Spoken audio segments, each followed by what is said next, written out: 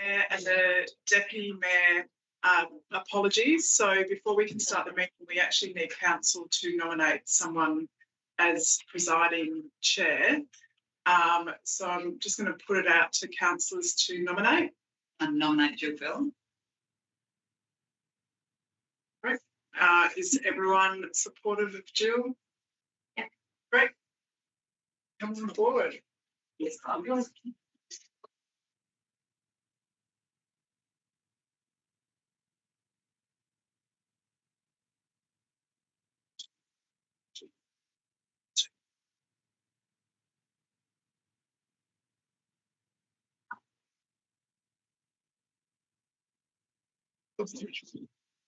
Thank you, everybody. And first of all, I'd like to start by acknowledging the traditional owners, the Nalbar people of the land in which we gathered tonight. I'd like to notify everyone that this meeting is live streamed and a recording of the minutes will be made. The purpose of the public briefing is so the councillors can ask questions of the items that are on or up for consideration at our ordinary council meeting next week. No decisions are made at public agenda briefing sessions. This meeting is conducted as a public meeting of council and the City of Karratha's standing orders will apply. Councillor questions asked by us councillors are to be answered by the CEO or the persons nominated by the CEO. This meeting will be live streamed and a record will be available. That's it, thank you.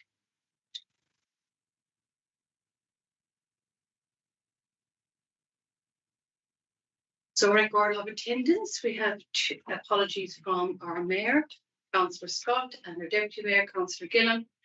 We have an apology from Councillor Tony Simpson, and when we have all other councillors in attendance, and Councillor Roots is online. Do we request for leave of absence? So public question time, do we have anyone in the public who would like to ask questions tonight? So petitions, deputations and presentations. I do believe that we have 2 deputations tonight. So we'll start with our youth advisory group. Is that good? Yeah. So our youth advisory group are going to present to us tonight. I'm quite excited that I'm sitting here for this presentation because I have sat on YAG with these amazing young women, young leaders for the last 2 years, and it's been really fantastic to see them blossom. So Robin, Zoe, Chloe, Charlotte, Talia, is Amelia here? So thank you, and the floor is yours. Good evening, council members and everyone here tonight. Thank you for having us. We're the City of Karratha Youth Advisory Group, or just YAG for short. We are a group of young people aged 12 to 19 who volunteer our time to speak up on behalf of the youth across the city. Some of us are new this year, and some of us have been part of YAG for a long time, even since the very beginning, which was 6 years ago. Our goal tonight is to share with you what we've been involved in, what young people in Karratha are passionate about, and what we think needs to happen next. Over the years, YAG has been involved in some great initiatives. Here's a look at just some of the stuff we've done since the beginning of YAG. We helped the city's youth strategy back in 2019, and we didn't just tick a box, we actually shaped the goals. We co-designed Coachella 2, a youth event that actually reflected what young people wanted. We also designed our own merch and logos so people could spot us and know when we're around. We also gave feedback on bus routes and public transport with the city staff. We helped shape upgrades to the Wickham Parkport and the youth shed. We rolled up our sleeves and cleaned up the beaches, supported school holiday events that were fun and free. And some of us had even represented our region at the Youth Parliament Perth, and also travelled to big youth events like the Ending, the Activate and Fairground Trip.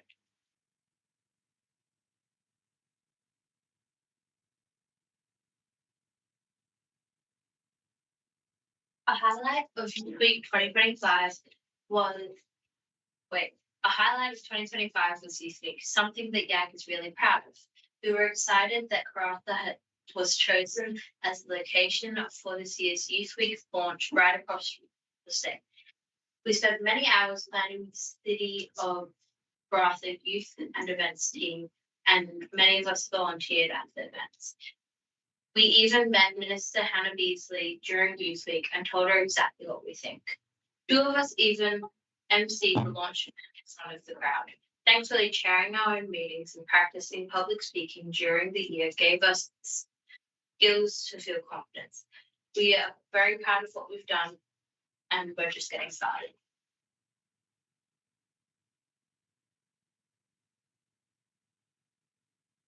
We've been listening, not just in our meetings, but at events, schools, and in the community, and even in group chats. Here's what's coming up again and again for young people. We care about mental health and well-being. Young people want more than just awareness. We want action. Youth-specific activities for Mental Health Week, and safe spaces to talk or just to be when things get hard. We also care about youth art and expression. Public murals, art trails, pop-up exhibitions made by the youth for the youth. We also want performance spaces like dance, music jams, places to show talent, not just to talk about it. Furthermore, we have been discussing the social media shift. With all new restrictions and bans, it's getting harder for young people to hear about events and programs. We're worried that we'll miss out on opportunities like scholarships, sports sign-ups, or activities just because we didn't see it online. Inclusion and equality.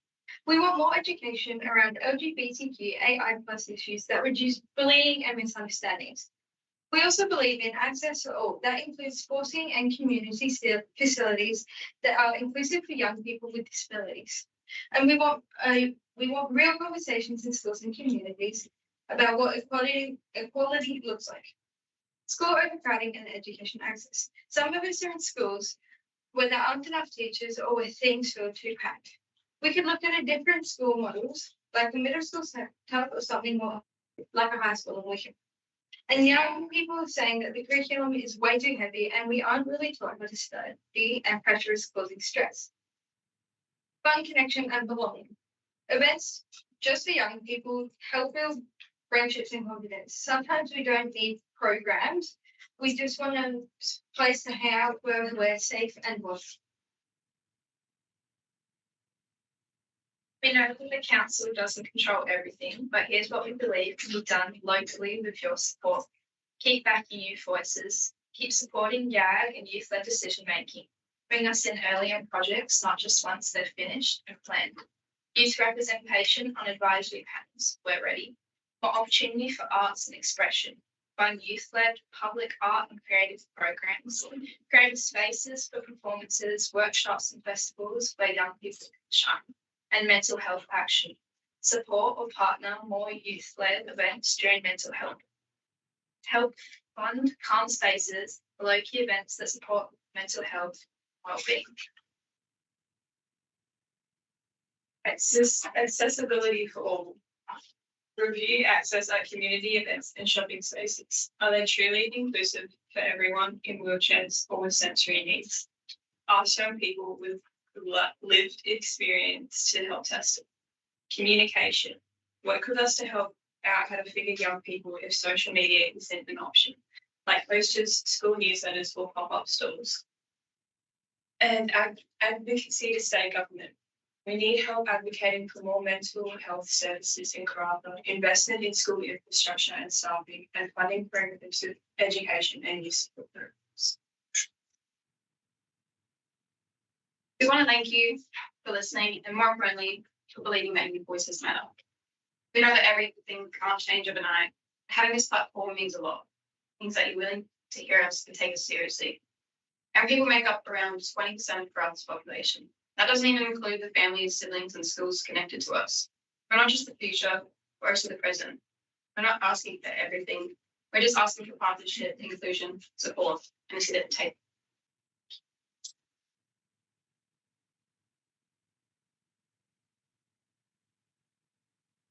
Thank you very much. That was a fantastic presentation, and I'm going to give a special shout out to Zoe and to Robin, who I believe your time was up on YAG. You will be greatly missed, and I'm hoping maybe you'll see you on this table at one time in a couple of years. And hopefully all the rest of you ladies will renominate and get some of your friends to nominate. Get some boys in so they can nominate too, so we have a bit more balance. But thank you. And we've got some certificates here, those who have been part of YAG for the last year. So, Amelia.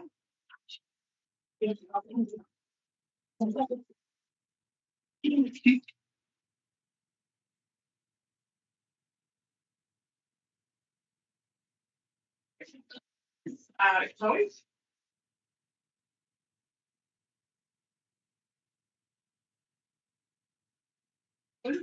Robin.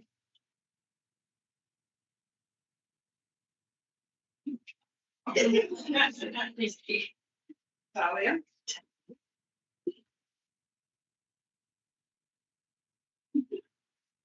Charlotte.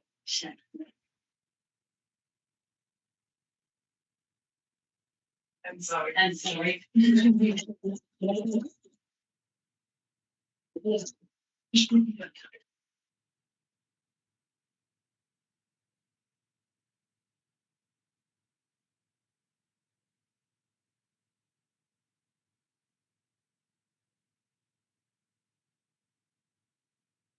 Councillor Fallon, would it be an opportunity having these lovely ladies here to also suggest that when a YAG agenda item is, or their minutes are brought up, that if they are available and willing, that they could potentially come and give us a bit of an overview verbally, because it is really great to hear from you, and we appreciate your time coming down, and it's really inspiring to hear that there are young voices in our community that are, you know, willing to be around the table and volunteer their time already to put your people first, and yeah, voice your ideas. I think it's a great idea. Councillor Swaffer. Yes, we put that here. Yeah. Thank you. Now we have another deputation for item 11.2 from Jai McCarran. Thank you, councillors. Very much appreciate everybody's time tonight and trying to keep this as concise as possible. My name is John McPhail. I wear many hats around town, but tonight I'm here as the founder and also developer of Red Dog Studios. Red Dog Studios is the first regional game development studio in Western Australia, and we are developing something very, very exciting here in Karratha, namely our flagship product, the Firelands. The Firelands aims to be a mass multiplayer online role-playing game where players can get in and immerse themselves in a medieval fantasy world that they play with friends, and it's ever continuously expanding. But the game itself is going to be backed by blockchain technology with AI integration. For those who maybe aren't too familiar, blockchain at its core makes things exist in a digital space. You open up your phone, you've got photos, potentially your banking app, you know, you've got your savings account, whatever it is. They're just pixels on a screen. They don't mean anything. But at its core, blockchain makes things exist in the real world space by tying them to a chain and giving them verifiable data. And what we're looking at doing is implementing that into the back of our game with a long-term vision of having an interoperable gaming character, which is where you can move your character from one game into another inside anything that's built within our space. There's a really, really big demand in modern day gaming for a lot more than what's being supplied. Right now, we're getting cheap stories, knockoffs, everything else in between. And also the idea that players spend a lot of time, a lot of money, and a lot of effort into these virtual worlds. And ultimately, once they finish the main story or they finish their main objective, they can't do anything else with their character. They spend a lot of time in the game, they spend maybe a connection with their character, some fond memories, and it's stuck within that. And with blockchain technology, what we'd be doing is looking at having it so that your character can move inside any game that's built within our ecosystem. We're also looking at integrating AI into our game, but not through your usual aspects, more so from a storytelling point of view. Inside games, you have a character called a non-playable character, an NPC. So these are characters that live inside the digital world that are programmed by the computer. And usually they have 20 to 50 pre-programmed lines you can have a conversation with. We're revamping that and we're giving them behavior parameters. So we create these little virtual characters, we give them their background, we give them their lore, and we allow players to have conversations with them in real time. And ultimately, those dynamic AI characters remembering their interactions with players. We are looking at scaling that up on a much larger level with some of our partnerships. We'll get to in just a second, but I just got to run a few quick fun facts past you guys. Today, approximately 6% of the global population plays games in one way or another, with 3.3 billion playing specifically video games. The space is expanding, with currently about $250 billion in our annual revenue, with it expecting to reach close to $1 trillion by the early 2030s. The industry isn't going anywhere and it continues to grow. And like we say, there's a gap in the market where players are looking for a little bit more when it comes to gaming. This game itself is going to be the initial foundation for our planned multiversal gaming ecosystem with its own local currency embedded in-game. We're also looking at creating our own tools to allow players to develop their own gaming experiences or their own digital experience within the world. Just quickly, a couple of our initial partnerships. We've teamed up with Epic, and they have hosted us an office space in town. So we have an established premises to be developing from. And we're also planning long-term partnerships with Epic to potentially provide pathways for neurodivergent people to expand their career skills and potentially just learn something new and have an opportunity to express themselves on the digital front. We're working with the Western Australian Web3 Association to really put ourselves out there in the space and start expanding the network in Australia. Particularly Perth is leading the charge nationally as a Web3 space, and we're making some really, really strong connections internationally. Speaking to that, we are making a partnership with Hello Labs. They're an AI founding group in Singapore, and those early stages we'll be looking at taking our mini-scale AI technology and expanding it to like a full world where maybe one AI module will control a full group of people, a full race of characters from one region in this ever-expanding world. We're also working with SafeParent to ensure that any digital assets are secure and they're safe from hackers or anything else along the lines of that. And most importantly, working with ASIC to making sure that any of our digital regulatory and legislation needs are met and that are approved and everything's above board. We also have early support from Kevin Michelle, which is fantastic. And hopefully with your support, being able to build a very, very polished proof of concept alpha release, we can maybe look at the red grant or some long-term state funding to really kick things up a little notch. In this industry, the biggest, I guess, sustainability regard is power usage. It's really the only carbon footprint in this industry, and lucky for us, we live in one of the sunniest places in Australia. So long term, we'd be able to offset all of our outlets with solar. It also means that our servers and our infrastructure can stay online no matter what, as a self-sufficient and running on its end. With this, we also hope to diversify our local economy up here, pushing things out just past the mining industry, and potentially introducing career opportunities through the digital forefront for Karratha's youth, and also bringing new talent to town.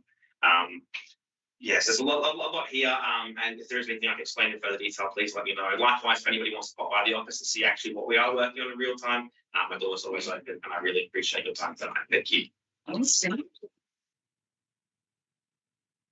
I'll just open up to any questions from council. Yes. Yes. We've got one, so Everyone wants to leave. bye. Thanks for coming. Yeah. Yeah. Makes you get a photo, please. Thanks for having me and doing the presentation tonight. Really excited what you're doing and taking initiatives. It's great to see someone like me. Something new. Obviously, I'm not a big gaming person myself, so but I do appreciate the depth of your proposal you put to council. It's very thorough. I suppose being not much of a gamer, things I think about as a parent, I suppose how real life is your game going to be? Like, where is it going to be? It look like real life? Visually, you're going to be able to tell that it's a video game. But we have considered child implementations, particularly for kids that are under the age of 18, has to be constraints that are put in place. And then will be corrective controls in regards to, I guess, maybe certain game modes that are available or limitations within the game. The game itself isn't going to be a violent game. It's more so about exploration, having fun with friends, and really getting lost in an immersive world. But from the aspect as well, like, if you're playing the game, we don't believe that the children are any less entitled to earning assets within the game. But working with ASIC, again, they will be locked until they're 18 years of age before they can access their assets. They can still accumulate and they can still be rewarded for the time they're spending. Yeah, because it does speak about in there battles and weapons and that sort of way. Yes. How violent is it going to be? That was my next question. Yeah, so you just it would be minimal. Yeah, it's minimal. And even with that, like you might be swinging sword and stuff, there's going to be no blood, gore, everything. That's not the focus of the game. It's more so you're an explorer. It might be a dragon or something in between. But yeah, minimal violence. Yeah. Thank you. Is it sort of the concept of like a Final Fantasy sort of RPG stuff? Similar. Our sort of inspiration would be kind of towards Skyrim, if you're familiar with Bethesda's game. That was a very, very immersive game that I had a lot of fun with as a kid, a lot of fun memories, being able to lose myself in that sort of world. And yeah, similar thing of there is an overall narrative, and the narrative, which no company aspiring more is doing, will be directly narrated by player involvement. So there's going to be an overall bigger scheme of kind of how the story will be evolving, but certain key events will be directly narrated by player involvement. Okay. So sort of an ever evolving and ever expanding world, with the long-term goal eventually having simultaneous game modes that are running alongside this. And with gaming being such a, I suppose, a high liquidity industry, we would like to eventually be able to license or buy old gaming franchises or IPs that might be dying off, and seeing if we can reconstruct it in our ecosystem, making the game the exact same, but replacing the main player variable with our minted variable, meaning that your character that you're playing with and all these other game modes come through the Final Fantasy or Call of Duty or whatever else it might be. And that's not limited, I suppose, to any age. You can take that as far back as it's retro games back in the 70s and 80s. But there are a lot of games where, like we say, once the player base dies off, the games are running server to stop. There's no access to any of these old school online games, so we'll take that all back. Anybody else? Thank you, Jeff. Well, of course, I'm always contactable if anybody does have any questions in the meantime. Thank you. Thanks, Jeff. Whole new world, isn't it? We'll move along.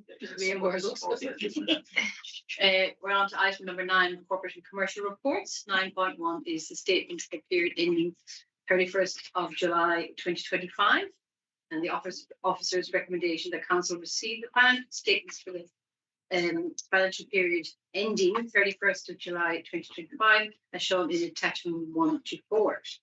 Is there any questions, councillors? Yes, just got a question in regards to on page 12. It was just the outstanding debtors for EK contracting. They still owe us for waste at 7 Mile Tip from March 2025. I just want to know, are they still a trading company, and are they still using us for their waste currently? Through the chair, I can advise the CFO gave me advice late last week that they've cleared the debt. Any other questions? Item 9.2 is lists of payments from the 1st of July to the 31st of July 2025, and the officer's recommendation to receive the list of payments totaling $20,545,074.77 as detailed in attachments 1, 2, and 3. Is there any questions? Yes, as always.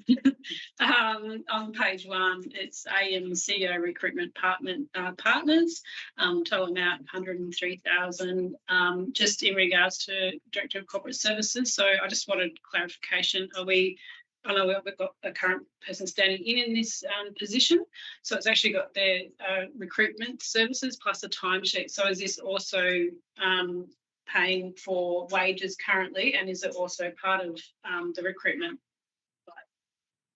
advertising for the position? That is correct. So it's a combination of hourly rates and also recruitment of a number of positions at the city. So it's a number of positions, not just the one position. Thank you. I did have another one for on page 2 was All West Drilling. What are we drilling for in Dampier? Is that for services that we're putting in Dampier? Projects and infrastructure. 88,000. Look, through the chair, I'll take that one on notice if I can, and I'll provide a written response during the week.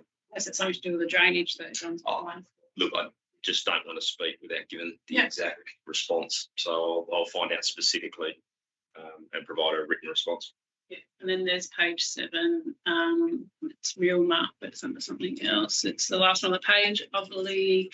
Are we currently renting another house? Have we not got enough houses for our staff at the moment that we can? So, Director of Corporate and Commercial. Yes, thank you. And the response through the chair, yes, that is absolutely the case, that the number of properties that are needed to provide staff housing are insufficient, and therefore on occasion we have to go to the private rental market to enhance what we have. Got one last one, and just the City of Melbourne on page 12. So that was planning consultancy services. I know we are trying to get planners still through the City of Karratha. There's this extra services that we can't currently get. Through the chair, it's Peter Varelis, who's been assisting us for a few months. He's on secondment from the City of Melbourne, so we pay his wages through Melbourne. Thank you. That was it. That's it. Item 9.3, investments for period ending 31st of July. And the officer's recommendation that council receive the investment report for the financial period ending 31st of July 2025. Do we have any questions regarding our investments?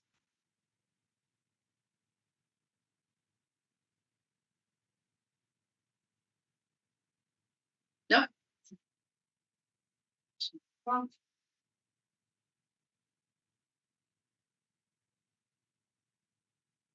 Item 9.4 is audit and organisational risk committee minutes from August 2025. And comes the officer's recommendation that council receive the minutes of the audit and organisational risk committee meeting held on the 11th of August 2025. Is there any questions regarding this? Tim?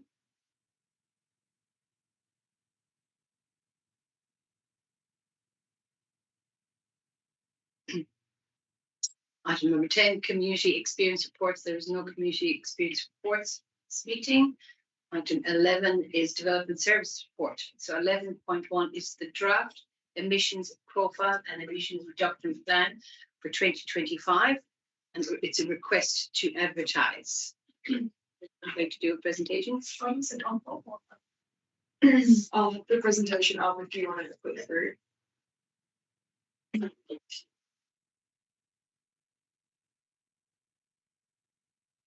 Okay, thank you for hearing this. As you are aware, the City has embarked on the project to calculate our carbon footprint and to then to stage 1 and then move on to develop an emission reduction plan. So this presentation that you'll be hearing at Council at the next meeting is to receive the emission reduction plan and consider that for public consultation. So the actual project itself, the report has the emission inventory and then a range of emission reduction strategies. If you can consider that and then advertise it to the community for feedback, and then once the caretaker period is finished, then it can come back to council. But just to refresh your memories, the emission reduction strategy, so can you just change the slide? Yeah, there is a thank you. Thank you. There we go. So the part 1 was to calculate our emission inventory, and about 80% of our emissions come from waste and 11% from electricity. And then the next page is the actual emission reduction plan, and that's just a very high-level snapshot of the sorts of initiatives that are included in the plan. And then ultimately they're advocating for an emission reduction target of 20% reduction by 2030, 50% by 2040, and near net zero by 2050, and that will bring us in line with state and federal targets. So then that's just a visual representation of what our emission reduction pathway might look like over time. So the plan is still is out for your consideration, and then we'll advertise it to the community. Do you have any questions? Thanks for all your work. I have one question, and it will relate to another one as well that's going out for public comment. Will there be any consideration other than the online version to give comment to? Like, will there be any in person or direct? It's been tabled at the advisory committee. We haven't considered it, mostly because nearly all of this is corporate emissions and not community emissions. So one of the recommendations is a future project to actually look at community emissions, and that will be that's a different piece of work, and that would definitely require a lot of engagement with industry, with community groups, and the public. So this is, the scope of this project was purely corporate emissions. No other questions? Thank you. Through the chair, if I may as well, just to remind council that as per the recommendation, that the intention is that it not to be advertised until after the caretaker's period. Thanks. So moving on, item 11.2 is the regaining development, economic development grant funding proposal. And the officer's recommendation that council approve grant funding to regaining development Pty Ltd. So I can give, you're going to do a. We got a couple of slides, yeah. Yes. And John gave you a good warm up there. Yeah. So this is more focused on the officer's recommendation and how we assess this. So this aligns really well with the economic development grant. So we had a good look at it. It's $20,000 request to essentially set up a production facility for the game. And in terms of acquitting the grant, what the deliverables we'll look for is a fit for purpose production studio and legal advice so that they're fully compliant and can operate in Australia. So we see it as contributing to growing local business and also diversifying the economy, which is a big goal of our EDG grants. It'll also create 3 to 5 jobs. We see it utilizing local skills and talent and also harnessing some youth in their employment and keep retaining the young people to do something different than what's normally done here. So our recommendation is to support the grant. We think it's a good fit with EDG. Happy to field any questions. Thanks. Thanks.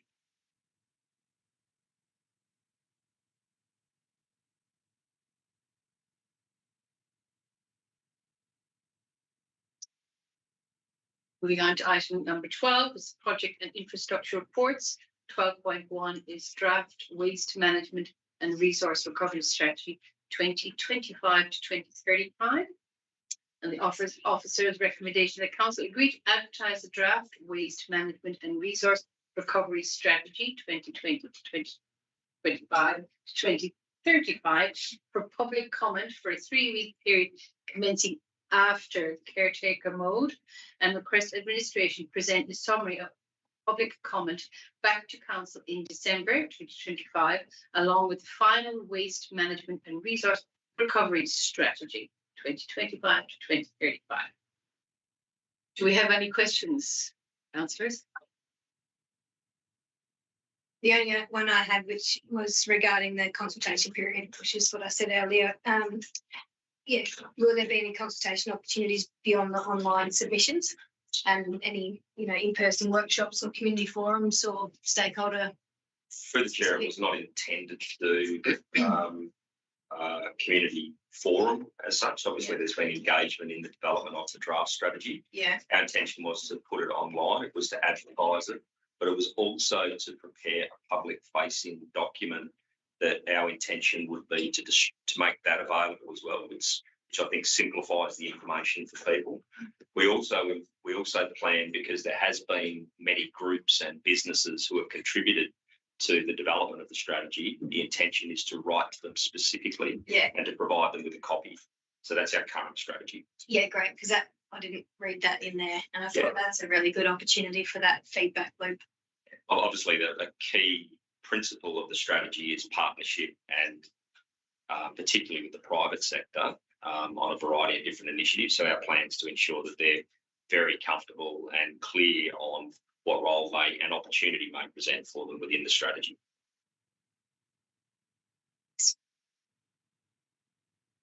Moving on for CEO's reports, 13.1 items for information only. Do we want to run through all of these individually? Well, there may be questions. You can just bring them on.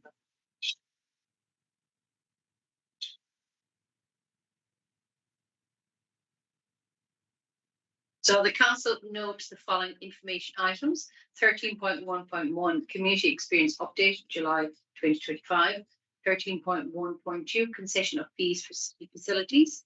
13.1.3 Youth Advisory Group Update, 13.1.4 Point Sense and Interim Plan, 13.1.5 Development Services Update, 13.1.6 Application for International Airport Status, and 13.1.7 Record of Tender Outcome under Delegation, the Low Loader Spreader Deck Trailer. Has anybody got any questions? I'm not so much about a question, it's more about how the charts read, and it's just a little bit confusing with the colours. So you've got there 2025, 26, like it changes from orange to blue, and then the next one down it's actually back to front. So I thought that maybe a little bit in the way they're stacked, the colours change. So I don't know if that can be just looked at for future reference. Yes, we'll get that updated. Yeah, it's just I thought it's weird how it's, and you've got the year like back to front. So it's not in following on from previous years. So that's an example to pick up. So just so it's consistent with all reporting. Any other questions? Well,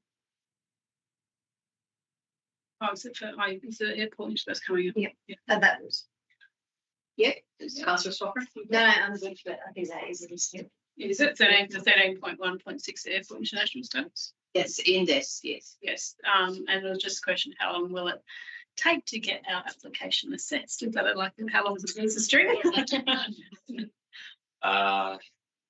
Through the chair, first of all, we need to make the submission. So I guess what we're doing here is we're flagging the intent. So publicly it is known that we plan to submit. We've received a copy of the draft submission. We're in a stage of providing feedback, and that includes some of our key stakeholders also providing some feedback on that draft. I would hope that we've submitted within the next probably month would be the plan. The federal government advised that the timeline can take anywhere up to 12 to 18 months for consideration. And so I guess we don't have any better sense of timing than what's been previously provided.